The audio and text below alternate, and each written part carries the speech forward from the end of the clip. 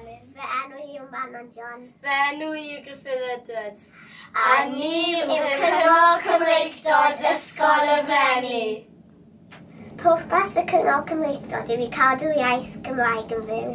Ni'n trafod dwywaith yr wythnos gyda Mrs Davies a mae doi o bob dosbarth yn cynrychioli'r Cyngor Cymreicdod. Dyn ni'n trafod materion pwysig am y Gymraeg yn Ysgol y Frenni.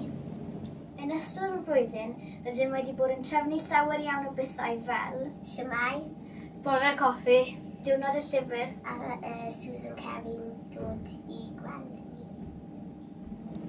Wedyn wedi bod yn neud diwrnod Shwmae ers blynyddoedd ac wedyn mas ariad wnaethon ni cystadleuaeth yn efo'n plant arall a wnaethon ni y logo Shwmae a wedyn ni'n gwisgo lan yn cwch gwyn a gwiwdd ac i fod ni cystadleuaeth yn erbyn y dosbarth cystadleuaeth bysodyn prywydd daw bysodyn gorau.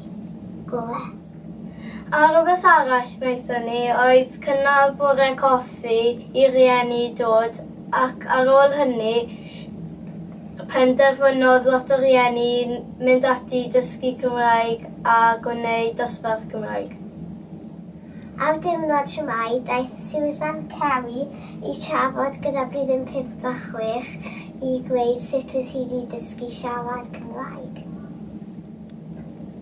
Ar diwrnod y llyfr, wnaethon ni penderfynu cael yr athrawon a'r disgyblion mewn a'i hoff lyfr a'i tynnu llun ac roedd yr athrawon yn ei darllen storiau ac yn dod rownd a bisgedi a siocled poeth neu rai binau poeth.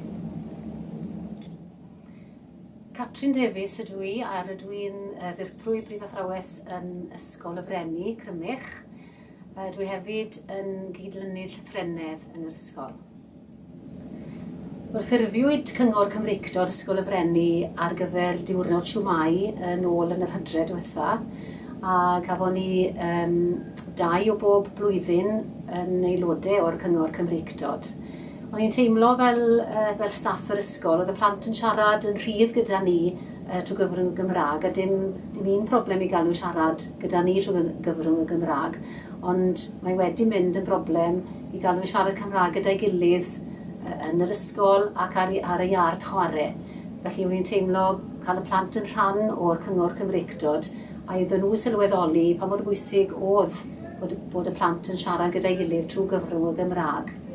A y peth cyntaf drefnwyd oedd ar gyfer y diwrnod Shwmae, oedd gwahanol weithgareddau gyda'r plant yn arwen y gweithgareddau hefyd.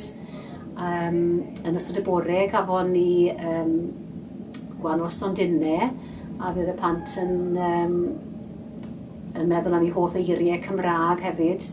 A un o'r pethau felly nath ysgogi'r plant i siarad Cymraeg oedd gwahodd dysgwraig y flwyddyn diwetha, sef Susan Kerry, sydd hefyd yn ysgrifennu i gylchgrawn Clebran. Mae'r plant yn darllen Clebran yn fusol gyda ni yn yr ysgol. A o'n nhw'n teimlo wedi siarad gyda Susan Kerry bod hi wedi ysbrydoli nhw i siarad Cymraeg fwy adref gyda'i rhieni, lle oedd falle un rhiant yn gallu siarad Cymraeg, a hefyd siarad Cymraeg gyda'i gilydd.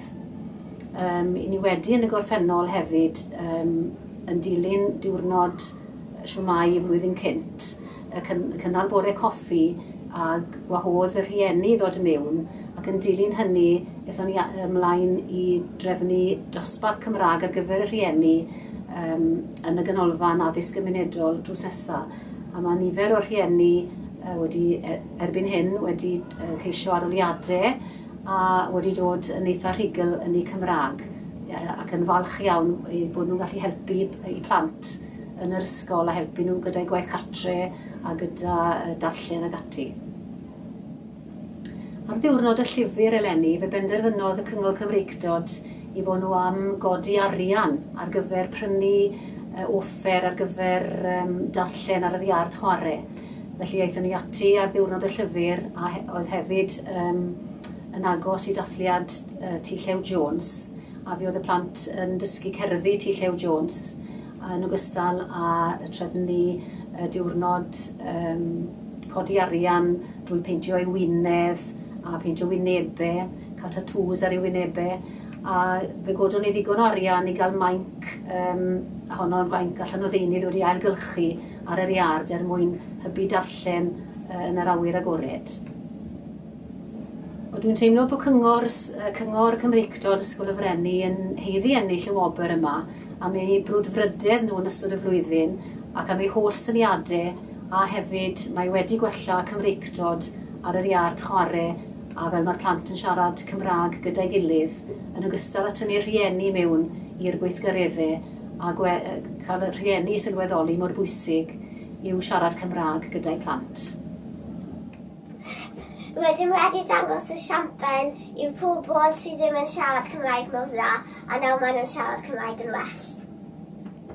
Ar rhan y digwyddiadau wnaethon ni eleni, rydyn nhw gyd wedi bod yn llwyddiannus iawn ac wedi annog pobl i siarad fwy o Gymraeg.